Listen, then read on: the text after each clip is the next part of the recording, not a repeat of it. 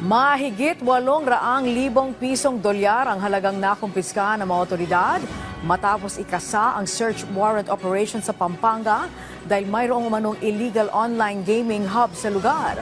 Samantala, 2 suspect na nahuli, may red notice pa sa Interpol. Si Rod Lagusat sa sentro ng balita. Yes, Rod. Angelique, arestado ang 4 na Korean nationals na sangkot sa illegal online gambling hub sa ikinasang operasyon ng NBI sa Pampanga. Naaktuhan pa ang mga suspect na isinasagawa ang kanilang operasyon. Ang mga naarestong suspect nagpapanggap na opisyal ng isang bangko at dito nila niloloko ang mga South Korean nationals na nasa South Korea para makuha ang pera sa kanilang bank account. Sa kabuuan, nasa $840,000 na ang nakuha sa kanilang mga biktima.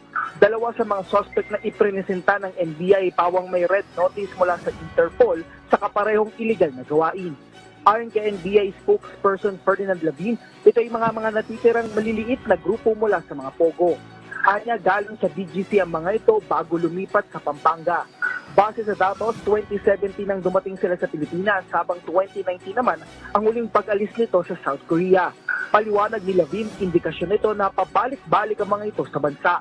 Naharap sa mga kasang online gambling in relation to Cybercrime Prevention Act ang mga suspect. Isa sa mga suspect ang nakapagpiyansa, habang ang isa naman ay may iba pang kaso gaya ng carnapping.